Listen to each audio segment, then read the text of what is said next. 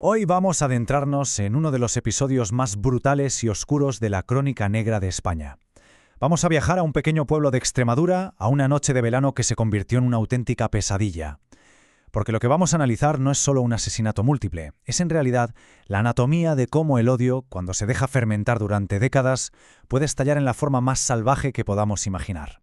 Imaginen la escena. Estamos aquí, Puerto Urraco, un pueblecito de Badajoz. Es la noche del 26 de agosto de 1990. El verano está llegando a su fin, el calor aprieta, y los vecinos, como es costumbre, están en la calle sentados en las puertas de sus casas para tomar el fresco. Es una estampa de tranquilidad, de normalidad absoluta en la España rural. Nadie, absolutamente nadie, podría sospechar que esa paz estaba a punto de saltar por los aires de la forma más terrible. Pues bien, esa misma tarde, no muy lejos de allí, en Monterrubio de la Serena, dos hermanos, Antonio y Emilio Izquierdo, salen de su casa vestidos de cazadores. Al pasar junto a sus hermanas, sueltan esta frase, que podría parecer inofensiva: «Vamos a cazar tórtolas». Pero sus presas, claro, no eran pájaros. Era una especie de clave macabra. Se dirigían a Puerto Urraco para llevar a cabo una venganza que llevaban años, muchísimos años, cocinando a fuego lento. Y es que aquí está la clave de todo. Para entender la magnitud de esta tragedia, no nos vale con quedarnos en esa noche de 1990. Es imposible. Tenemos que echar la vista muy atrás, porque la raíz de esta masacre es una larguísima historia de rencores familiares, de peleas por tierras y de muertes que se fueron encadenando, alimentando un odio que con el tiempo se volvió incontrolable. Todo arranca en los años 60, con algo que por desgracia era bastante común en el campo, una disputa por los límites de unas fincas entre dos familias, los Izquierdo y los Cabanillas. El conflicto da un salto mortal en 1967. Jerónimo Izquierdo, el hermano mayor de los que luego serían los asesinos, mata a Amadeo Cabanillas. Al parecer, más allá de las tierras, el detonante fue que Amadeo rechazó casarse con Luciana Izquierdo. Jerónimo fue a la cárcel, claro, pero la semilla del odio ya estaba plantada. Y el punto de no retorno, la gota que colmó el vaso, llega en 1984, cuando la madre de los Izquierdos muere en un incendio en su casa. Y aquí, atención, porque esto es fundamental para entender lo que vino después. Para la familia Izquierdo no había ni la más mínima duda. Los Cabanillas habían provocado el fuego para matar a su madre. Pero sin embargo, esta acusación nunca, jamás se demostró ante un juez. La investigación oficial no encontró pruebas, no pudo determinar las causas del incendio. O sea que no era un hecho judicialmente probado, era una creencia familiar, una convicción casi paranoica que se convirtió en el motor de una venganza a ciegas. Porque esto es algo que tenemos que tener clarísimo. Lo que pasó en Puerto Urraco no fue un arrebato, un momento de locura. Como quedó demostrado en el juicio, fue una acción fría, metódica, calculada y planeada durante mucho, mucho tiempo. En la mente de los hermanos, la idea de vengar a su madre no solo se mantuvo viva, sino que fue creciendo hasta convertirse en un verdadero proyecto de aniquilación. Fíjense bien en este número. 202. 202. Es el número de cartuchos de escopeta que los hermanos Antonio y Emilio prepararon y se llevaron con ellos esa noche. 202. Este dato, que salió del sumario judicial, es la prueba que desmonta cualquier idea de que iban a por una o dos personas. No iban a un simple ajuste de cuentas, iban preparados para una auténtica carnicería. El tribunal que los juzgó utilizó una palabra clave para definir su actuación: alevosía. ¿Y qué significa esto exactamente? Pues significa matar sobre seguro, a traición, buscando el momento y el lugar para que tus víctimas no tengan ninguna posibilidad de defenderse. Y eso fue, literalmente, lo que hicieron. Se escondieron en un callejón oscuro y esperaron, pacientemente, al momento de máxima vulnerabilidad, cuando sus vecinos estaban sentados charlando tranquilamente en la calle, completamente expuestos e indefensos. Y pasadas las 10 de la noche, se desató el infierno. Empezaron a disparar con sus escopetas del calibre 12, cargadas con postas, que es la munición más letal, la que se usa para cazar jabalíes.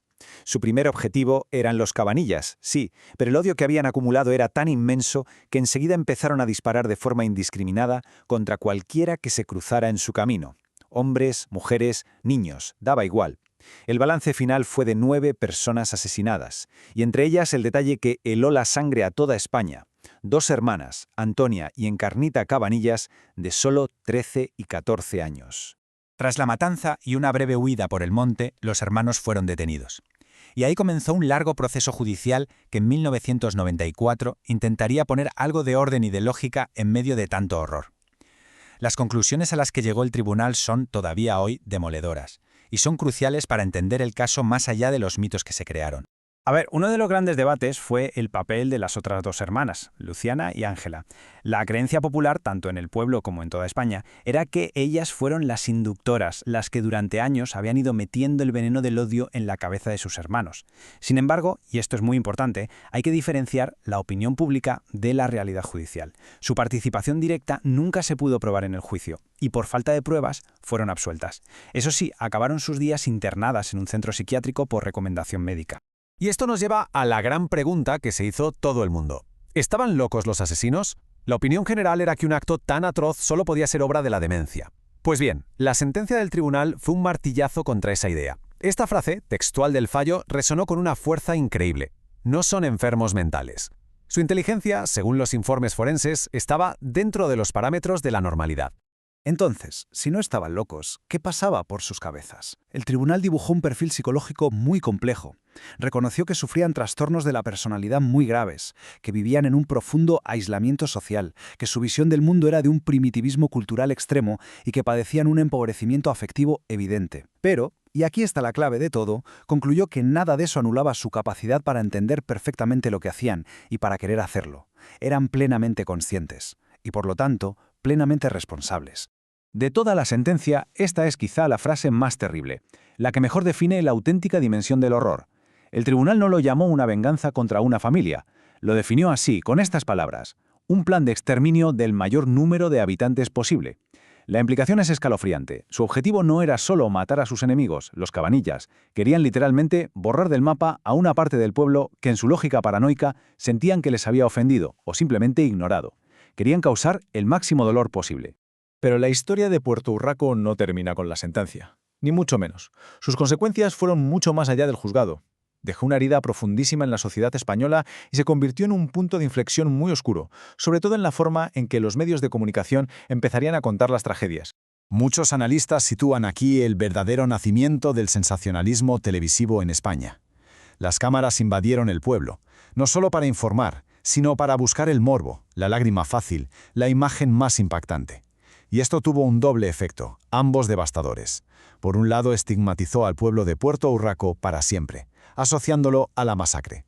Y por otro, reforzó ese viejo tópico de la España negra, la de un país rural, primitivo y brutal, una etiqueta que los propios vecinos de la zona siempre han rechazado con mucho dolor. El destino final de los 4 hermanos Izquierdos fue tan sombrío como su propia historia. Las hermanas, Luciana y Ángela, murieron con pocos meses de diferencia en 2005, en el psiquiátrico de Mérida. Emilio, uno de los tiradores, murió de causas naturales en la prisión de Badajoz en 2006, y su hermano Antonio, el otro autor material, se suicidó en su celda en 2010. Lo hizo justo el día en que, por la aplicación de un código penal antiguo, podría haber empezado a pedir permisos para salir de la cárcel. Y así llegamos al final, con una reflexión que más de 30 años después sigue totalmente vigente. El caso de Puerto Urraco nos obliga a hacernos una pregunta muy incómoda. ¿Cómo es posible que una disputa familiar, por muy enquistada que esté, mute hasta convertirse en un plan de exterminio? Y sobre todo nos interpela sobre qué papel juega el entorno, la sociedad, a la hora de detectar, de aislar o, por el contrario, de ignorar un odio que, si se deja crecer en silencio, puede acabar devorándolo todo.